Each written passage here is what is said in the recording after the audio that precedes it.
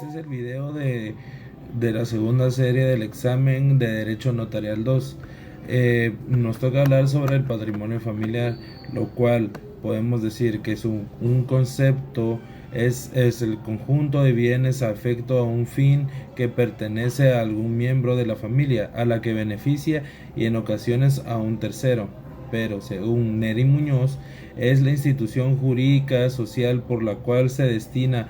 uno o más bienes y la protección del hogar y sostenimiento de la familia.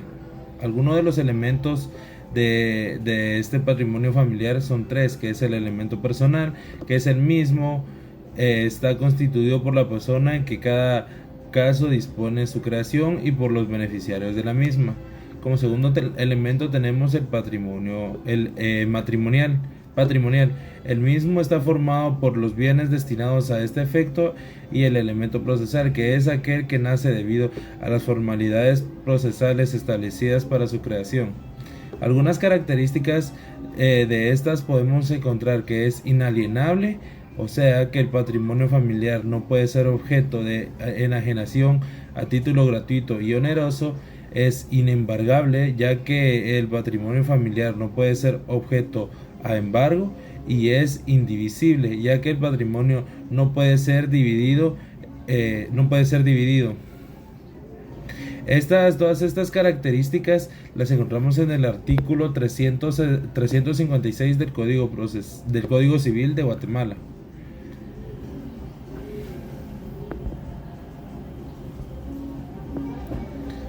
Bienes en los que se puede constituir el patrimonio familiar. Según el artículo 353 del Código Civil, nos establece los bienes en los cuales se puede constituir el patrimonio familiar, los cuales son la casa de habitación, los predios o parcelas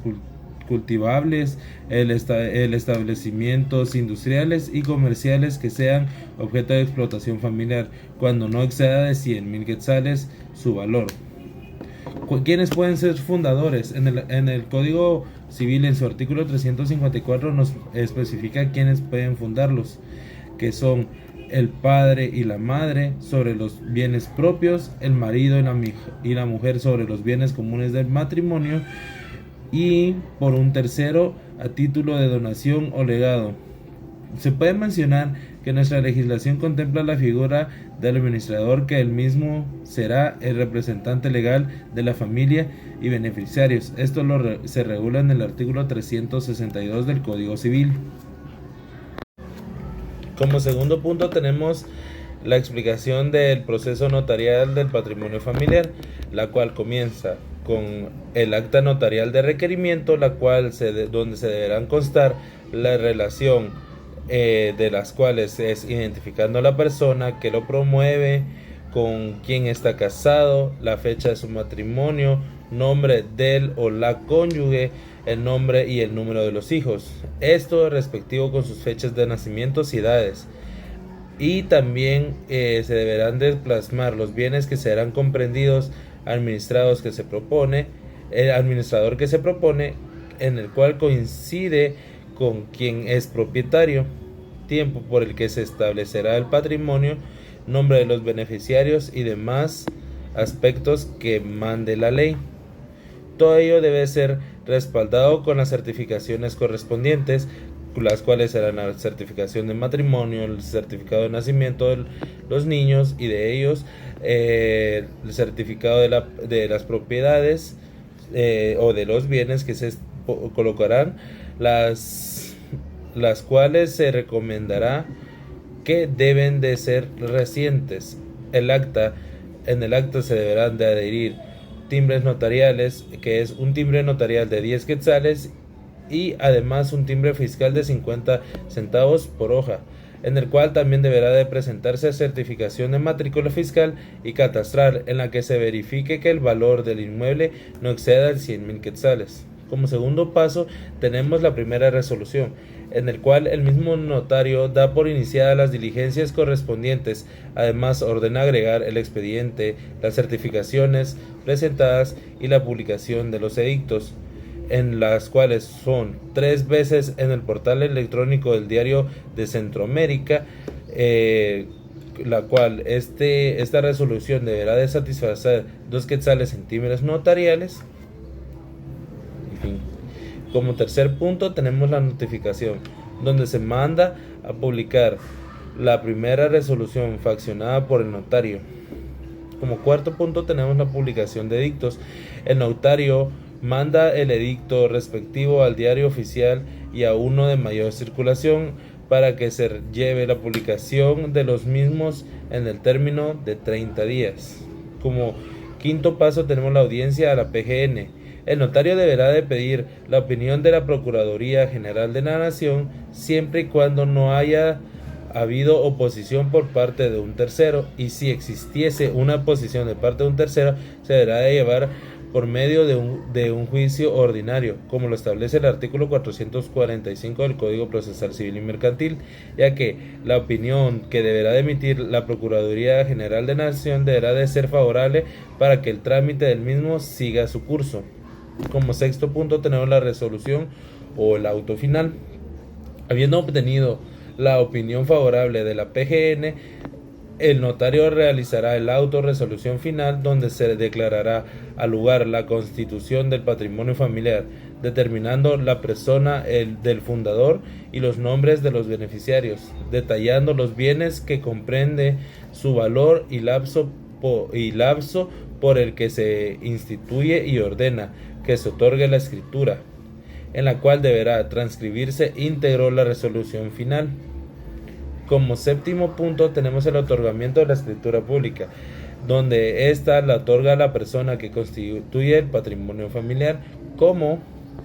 se dijo, los nombres de los beneficiarios, bienes que comprenden el patrimonio familiar, valor y tiempo que durará el mismo, y se transcribirá el contenido íntegro de la resolución final o auto final. Como octavo punto tenemos que el expediente de una copia simple legalizada de la escritura, la cual se remitirá con su duplicado respectivo al Registro General de la Propiedad, las cuales deberán de satisfacer lo referente a los timbres fiscales a razón de 50 centavos por hoja. Y como noveno y último paso tenemos la remisión del expediente al Archivo General de Protocolos. En esta fase se remite el testimonio especial a dicho archivo, con lo cual a cada hoja deberá de adherirse a un timbre fiscal de 50 centavos y también lo que respecta al timbre notarial a razón de 2 quetzales por miar. Y como tercer punto tenemos la pregunta de que si este procedimiento también se puede tramitar en la vía judicial, la cual su respuesta es que sí,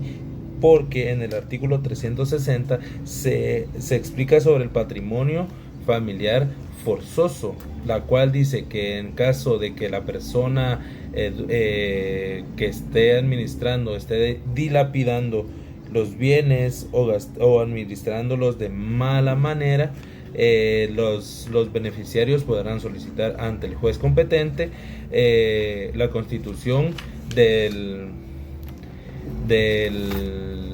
patrimonio familiar, el cual es el patrimonio familiar legal que está en el artículo 361 del Código Civil,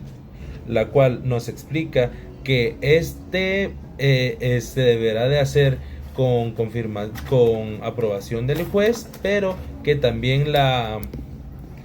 escritura pública sí la deberá de constituir o realizar un notario.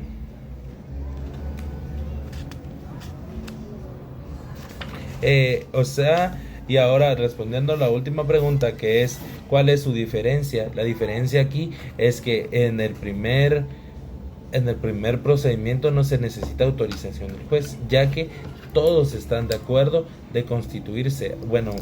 todos incluyendo la PGN cuando dé su opinión favorable, y que el segundo procedimiento se diferencia porque uno se deberá de llevar por la vía judicial ante un juez, y este patrimonio familiar deberá de ser aprobado por un juez antes de mandar a realizar la escritura pública ante el notario. O sea, la diferencia es puntual, que es la autorización del juez, que en el primero no se necesita autorización del juez y en el segundo se necesita autorización del juez.